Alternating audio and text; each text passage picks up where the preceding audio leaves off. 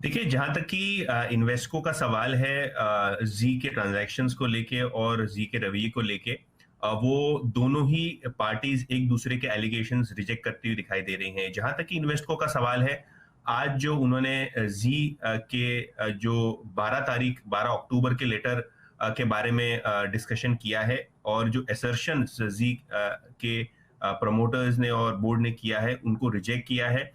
क्योंकि इन्वेस्टको का कहना ये है कि जो करंट लीडरशिप है और जो बोर्ड है जी का, उन्होंने काफी खराब प्रदर्शन पिछले कई सालों तक दिखाया और उसको ठीक करने के लिए काफी सारी चीजें इन्वेस्टको ने की।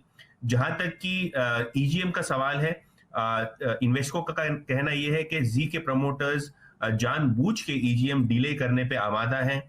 वो तरीके के रास्ते ढूंढ रहे हैं ताकि ईजीएम डिले हो। लेकिन अगर आप भारतीय लॉ के प्रावधान देखें तो हर एक शेयर होल्डर को एक राइट दिया गया है ईजीएम बुलाने का, और इन्वेस्टको को कहना है ये है कि जब ईजीएम उन्होंने बुलाई है तो बोर्ड को सीधी तरीके से ईजीएम कन्वीन करनी चाहिए। मोर इंपॉर्टेंटली, जो पोटेंशियल ट्रांजैक्शन पिछले दिनों डिस्कस हुआ था रिलायंस इंडस्ट्रीज और जी के बीच में, इन्वेस्टको केवल एक फैसिलिटेटर था, क्योंकि इन्वेस्टको की कोशिश ये थी कि कंपनी को फिर से एक बार अच्छे हाथों में मैनेज करने दिया जाए, कंपनी को फिर से एक बार अच्छी सेहत में लाया जाए। और यही इंटेंशन के साथ काफी सारे स्ट्रेटेजिक कॉन्वर्जेशंस जो जी के साथ हुए हैं वो इन्वेस्टको ने केवल फैसिलिटेट किए थे।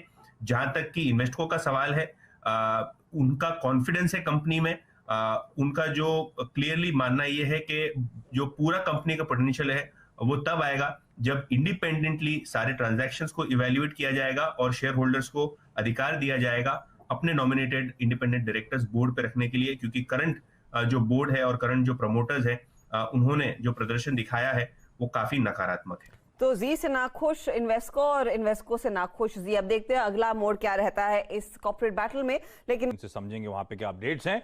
लेकिन इस समय जी लिमिटेड का स्टॉक रडाप रखिए, जी एंटरटेनमेंट एंटरप्राइजेस रडाप रखिएगा। गौरांग सर, ये टसल के बीच में जिस तरह के खुलासे हो रहे हैं, बड़े बड़े प्लेयर्स इंटरेस्टेड हैं, ये नेट हम शेयर होल्डर्स के लिए तो अच्छी खबर है ना?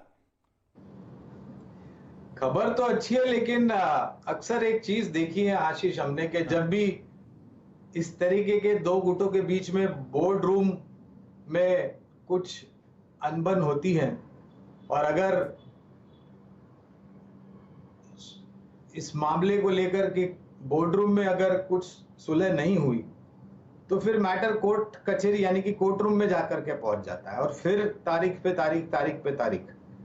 पहले तो डिस्क्लोजर दे देते हैं आशीष के जील पर यानी कि जी एंटरटेनमेंट पर खरीदारी की कवायद थी और जो स्तर पर ये काम कर रहा है 310 के आसपास, हमारे लक्ष्य के बहुत ऊपर चला गया। इस वजह से हमने हमारे जो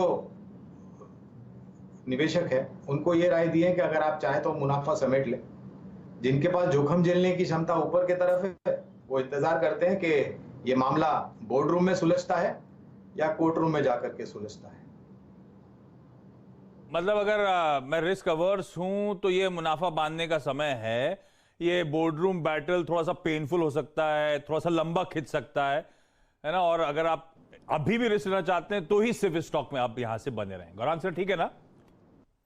बिल्कुल सही बात। ठीक बात। तो ये हो गया जी एंटरटेनमेंट की बात। दूसरा जो स्टॉक